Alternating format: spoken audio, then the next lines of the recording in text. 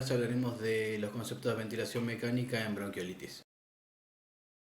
Bueno, como todos saben, la bronquiolitis se define como el primer episodio de dificultad respiratoria obstructiva aguda en menores de 2 años, que es secundario a una infección viral, se caracteriza por edema, necrosis e infiltrado inflamatorio de la mucosa de la pequeña vía aérea. Aproximadamente el 1% de los pacientes que diagnosticamos van a requerir internación y de los pacientes que se internan entre un 5 a un 10% pueden requerir ventilación mecánica tanto invasiva como no invasiva e ingreso a terapia intensiva pediátrica. Bueno, como comenté anteriormente, la etiología de la bronquiolitis es viral. Entre un 50 y un 70% de los casos es causado por el virus inicial respiratorio, cosa que puede variar según la época o la semana del año que nos encontremos. Otros virus que causan esta patología incluyen el adenovirus, el virus para influenza, el influenza, enterovirus, rinovirus, metaneumovirus. Y en algunos casos podemos encontrar 2 gérmenes y en los casos graves aparte puede presentarse con infección bacteriana. Los factores de riesgo para el desarrollo de cuadros graves de bronquiolitis incluyen la prematurez, los pacientes menores de 3 meses, la presencia de apneas, los pacientes con cardiopatías congénitas, los pacientes con enfermedad pulmonar crónica, los desnutridos, casos de madre adolescente de baja instrucción y familia no continente y pacientes con dificultad al traslado. Bueno, como es conocido, la valoración inicial de la gravedad de la bronquiolitis la da el score de Tal. El score de Tal va a medir ciertas variables fisiológicas como la frecuencia cardíaca, frecuencia respiratoria, la auscultación, la presencia de sibilancias, si hay o no hay, y si estas están presentes en la inspiración, la expiración o audibles sin estetoscopio, la presencia de trabajo respiratorio evaluable mediante el tiraje intercostal generalizado, la presencia de aleteo nasal. Eso va a dar un puntaje que nos va a poder definir a los pacientes de manejo ambulatorio, los que se les pueden realizar medidas de rescate en guardia y los que requieren internación inmediata.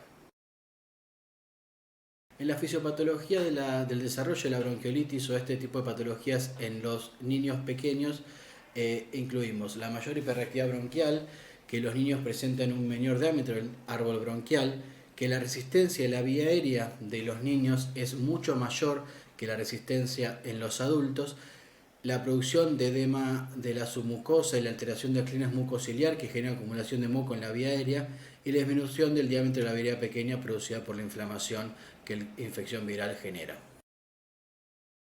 En la evaluación de la bronquiolitis podemos realizar estudios por imágenes. Debemos recordar que las imágenes no son necesarias en todos los pacientes con bronquiolitis.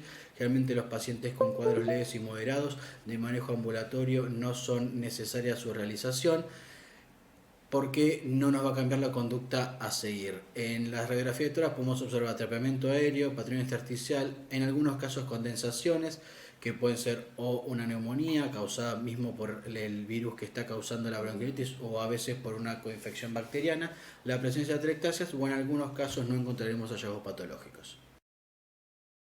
Por lo dicho en la fisiopatología, lo que se genera en la bronquiolitis es atrapamiento aéreo, hiperinsuflación dinámica y cierre de la vía aérea, cosas que van a complicar el manejo del paciente con bronquiolitis tanto cuando intentemos ventilarlo de forma no invasiva como invasiva.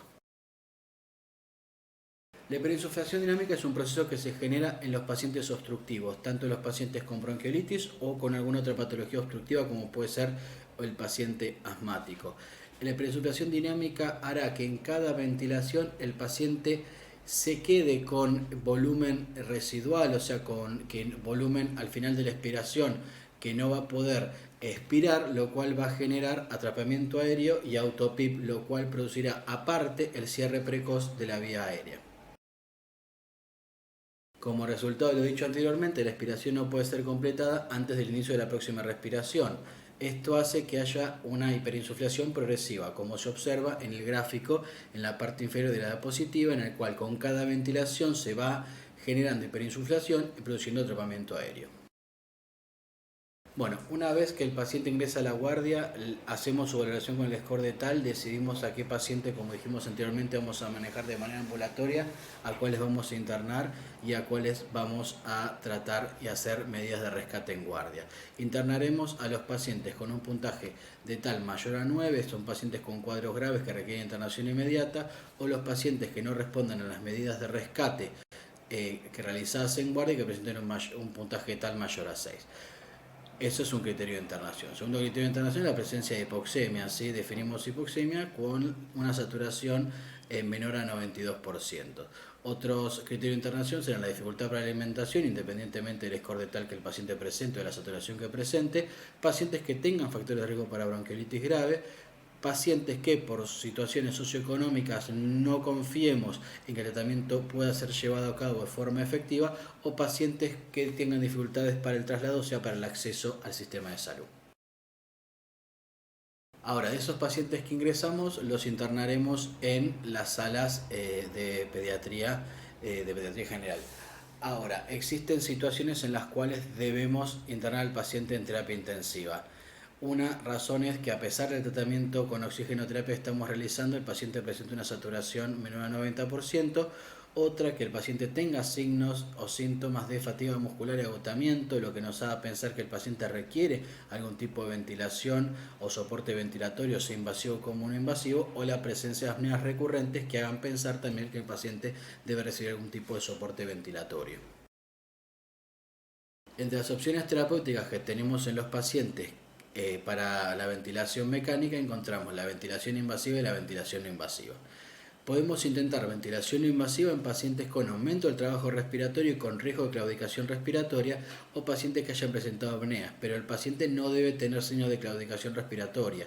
Si el paciente está claudicado o está agotado, debemos intubarlo. Entre las opciones para la realización de ventilación no invasiva en los pacientes con bronquiolitis tenemos los respiradores clásicos que encontramos en las unidades de cuidados críticos, así también como los equipos de generadores de flujo o equipos binivelados clásicos. La PIP es útil en el paciente con bronquiolitis para diferentes cosas. La primera es para contrarrestar la autopip que presenta el paciente, que se generó mediante la hiperinsuflación dinámica. Esto es como una escalerita en la cual acerca al paciente a su PIP intrínseca, lo cual hace que el paciente tenga menos trabajo respiratorio y de esta manera mejore el volumen minuto respiratorio con aumento, ¿sí?, del volumen tidal que el paciente genera y menor frecuencia respiratoria. Además, la PIP genera reclutamiento alveolar. Esto va a hacer que mejora la ventilación de áreas que están hipoventiladas, va a prevenir el colapso alveolar y va a expandir áreas colapsadas. Además de saber cómo vamos a programar el respirador, debemos saber qué interfase vamos a elegir para cada paciente. Esto depende de la edad del paciente y de los requerimientos de oxígeno o de soporte ventilatorio que el paciente tenga. Entre las interfaces podemos encontrar cánulas nasales, podemos encontrar máscaras nasales, podemos encontrar total face, podemos encontrar nasobucales. Son todas diferentes y depende de qué tipo de paciente tengamos o la edad del paciente podemos elegir una u otra. Entre los parámetros iniciales que debemos programar en el respirador debemos elegir qué PIP o EPAP vamos a utilizar y qué soporte, o sea, cuánta presión por encima de la PIP le vamos a brindar al paciente para que éste pueda meter volumen corriente o volumen tidal, ¿sí? En los parámetros iniciales se empieza con 4 o 5 centímetros de agua de PIP o EPAP y el presión soporte que se coloca es mínimamente 4 o 5 centímetros de agua por encima de la PIP. Y vamos a valorar cómo el paciente evoluciona clínicamente, cómo es su mecánica ventilatoria, cómo es su frecuencia respiratoria y cómo es su saturación. Y en base a eso decidiremos cómo aumentar o no, en base a cuáles van a ser nuestros objetivos, que después vamos a hablar, si el seteo es correcto. Entonces, en los equipos binivelados habituales, los modos ventilatorios que contamos son modo S, que es modo espontáneo, ¿sí?, que sería como la presión de soporte en los equipos convencionales de ventilación mecánica, el modo ST, que es modo S de espontáneo, T de temporizado, en el cual aparte de brindar un soporte y una PIP al paciente, le estamos brindando una frecuencia respiratoria, y el modo T, que es como si una ventilación mecánica por presión, en el cual el gatillo de la ventilación va a ser por tiempo, ¿sí? Entre los parámetros iniciales que vamos a setear en el respirador encontramos el EPAP o la PIP, dijimos 4 o 5 centímetros de agua, y vamos a ir subiendo de a 2 puntos hasta un máximo de 10, logrando que el paciente baje el trabajo respiratorio y aumente la oxigenación. Después tenemos el IPAP, que vendría a ser como la depresión de soporte, que empezamos de generalmente de 8 a 10 centímetros de agua y vamos subiendo hasta 20, logrando que el paciente meta un volumen corriente de 6 a 9 mililitros por kilo. Y después tenemos la frecuencia respiratoria acorde a su edad, la rampa, que es la velocidad con la cual queremos que esa presión sea entregada al paciente, y el trigger, que es la sensibilidad que le ponemos para que se gatille la ventilación. En los respiradores convencionales, los parámetros que vamos a setear son bastante similares. Vamos a setear la PIP. En este caso vamos a empezar con 4 o 5 centímetros, como dijimos anteriormente, una presión pico o una presión de soporte. Si en este caso debemos saber que la presión de soporte es una presión que elegimos sobre la PIP, y esto va a modificar la presión pico del respirador si modificamos la PIP. Y después los otros parámetros son los mismos, con la diferencia que en este caso podemos setear una FiO2 que inicialmente va a ser de 100%, pero lo iremos bajando hasta lograr que sea menor a 0,6 y lograr una saturación adecuada del paciente. Lamentablemente la ventilación no invasiva no es una opción para todos los pacientes. Hay pacientes en los cuales no podemos elegir esta metodología de ventilación mecánica. En los pacientes que han presentado paro cardiorrespiratorio no podemos utilizarla, tampoco en los pacientes con claudicación respiratoria, tampoco en pacientes con patología facial o con sangrado digestivo o de la vía aérea, o pacientes que tengan alteración del sensorio, abundantes secreciones o difícil manejos, o que no la toleren directamente. En la evaluación de la BNI lo que valoraremos principalmente es la clínica del paciente. El paciente debe mejorar clínicamente, debe haber una disminución de la frecuencia cardíaca del paciente, una disminución de la frecuencia respiratoria y una mejoría de la mecánica respiratoria del paciente dentro de las 2 primeras horas de iniciado el tipo de soporte ventilatorio. En el caso de que hayamos realizado un estado ácido-base inicial, podemos realizar un estado ácido-base a la hora de iniciada la ventilación no invasiva para evaluar la presencia de hipoxemia y evaluar la hipercapnia que puede tener el paciente. Igual debemos saber que el dióxido de carbono puede tardar algunas horas en corregirse, con lo cual no es necesario hacerlo en todos los casos. Entre los objetivos de la ventilación no invasiva encontramos con el IPAP o con la presión de soporte que el paciente meta 6 a 8 mililitros por kilo. Buscamos que la frecuencia respiratoria descienda un 30% de la inicial. Buscamos disminución de la actividad de los músculos accesorios. Buscamos obviamente disminución del dióxido de carbono y consecuentemente con esto aumento del pH y mejoría de la acidosis. Con la EPAP o con la PIP, ¿qué buscamos? Buscamos mejorar la hipoxemia del paciente, pero no queremos que sature 100%. Buscamos que sature mínimamente 92% con una FiO2 adecuada de menos de 0,6. Tratamos de contrabalancear la autopip o la PIP intrínseca del paciente, con lo cual esto generará menor trabajo respiratorio, ¿sí? Evitar la reinhalación de dióxido de carbono y revertir o mejorar la obstrucción de la vía superior del paciente en el caso de que tuviese. Existen situaciones en las cuales el paciente, como dije previamente, no puede ser ventilado de forma no invasiva y debemos ventilar de forma invasiva. ¿Cuáles son estas indicaciones? La claudicación respiratoria o fatiga muscular respiratoria, la presencia de arritmia, la presencia de cianosis, cuando el paciente tiene alteración del sensorio, la presencia de convulsiones, la inestabilidad hemodinámica o el shock, o cuando el paciente tiene laboratorio de insuficiencia respiratoria, acidosis respiratoria o presenta apneas. Básicamente contamos con 2 objetivos de la ventilación mecánica invasiva, que es corregir la oxigenación de la ventilación y colocar en reposo los músculos ventilatorios. La estrategia para la ventilación mecánica de estos pacientes, similar a la de otro paciente obstructivo, es evitar la hiperinsuflación dinámica, que como dijimos es un proceso que se genera en el paciente con bronquiolitis y va a generar atrapamiento aéreo. Obviamente con la estrategia que vamos a definir, esto va a generar hipercapnia permisiva y siempre debemos recordar de utilizar una estrategia de protección pulmonar manteniendo presiones plató menor a 30 centímetros de agua y obviamente adecuar la PIP a los requerimientos del paciente, que puede ser desde 0 PIP en el caso de patología obstructiva o a los inicios generalmente del proceso de bronquiolitis, hasta en casos donde hay síndrome de estrés respiratorio o condensación puede requerir PIP elevada. Para evitar la hiperinsuflación dinámica, la metodología es utilizar volúmenes tidal relativamente bajos, 8 veces por kilo, puede utilizarse 6 8 por kilo también, cosa que a veces es compleja o dificultosa en los pacientes más pequeños, pero utilizar un volumen tidal de 8 por kilo es adecuado. Cuando el cuadro es predominantemente obstructivo, como dije previamente, no utilizar PIP, y utilizar frecuencia respiratoria baja, que en este caso, bajo volumen tidal, frecuencia respiratoria baja, va a generar hipercapnia. Entonces, con esta estrategia que dijimos previamente, lo que vamos a evitar es la hiperinsuflación dinámica. ¿Cuáles son sus causas? Un tiempo expiratorio corto, un volumen respiratorio elevado, una prolongación del tiempo expiratorio o una limitación del flujo aéreo por colapso dinámico de la vía aérea.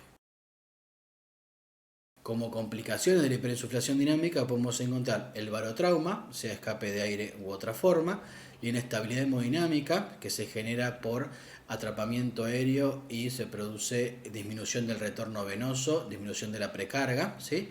El aumento del trabajo respiratorio, obviamente si el paciente quiere ventilar espontáneamente y tiene atrapamiento aéreo, el esfuerzo que tiene que realizar es mucho mayor, con lo cual en el caso de que el paciente esté en un modo ya espontáneo, pensemos que está en condiciones de empezar a asistir la ventilación, debemos agregarle PIP a nuestro seteo del respirador y el aumento del espacio muerto. Entonces, como dije en las diapos anteriores, ¿sí? Una de las causas o la principal causa de la hiperinsuflación dinámica es la presencia de un tiempo expiratorio largo y un tiempo expiratorio corto, con lo cual nuestro seteo inicial del ventilador va a ser con tiempos expiratorios cortos.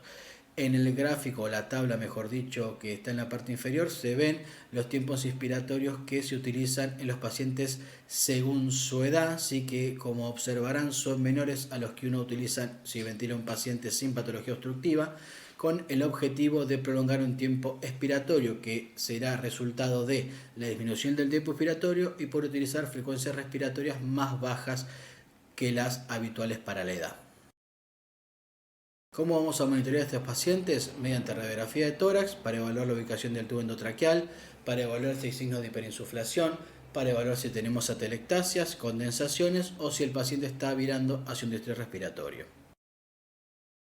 Nuestro objetivo de laboratorio es que el paciente tenga un pH mayor a 720 y que tenga una PO2 mayor a 60 con una FiO2 menor a 60%. Esto es hipercapnia permisiva. El paciente puede tener CO2 elevadas, más de 50, dentro de las dos cifras de CO2, pero si el paciente mantiene un pH adecuado y esto no le genera inestabilidad hemodinámica, debe ser nuestra estrategia ventilatoria para evitar, como dijimos, la hiperinsuflación dinámica y el atrapamiento aéreo. En estos gráficos podemos observar la presencia de atrapamiento aéreo y autopip. En el gráfico superior a la izquierda, mediante la realización de una pausa expiratoria, se ve cómo se eleva la PIP y esto nos va a marcar justamente el atrapamiento aéreo que tiene el paciente. Y en el gráfico a la derecha e inferior vemos cómo antes de comenzar la próxima inspiración el paciente no ha terminado de expirar, lo que está mostrando que existe hiperinsuflación dinámica y atrapamiento aéreo. Obviamente, como en todo paciente ventilado, en el paciente con bronquiolitis debemos evaluar diariamente la posibilidad del destete del ventilador. Una vez superada la etapa aguda con disminución del autopip, mejoría la oxigenación y resuelto el distrés en el caso de haberse producido, debemos realizar una preventilación espontánea para tratar de destetar al paciente de la ventilación mecánica.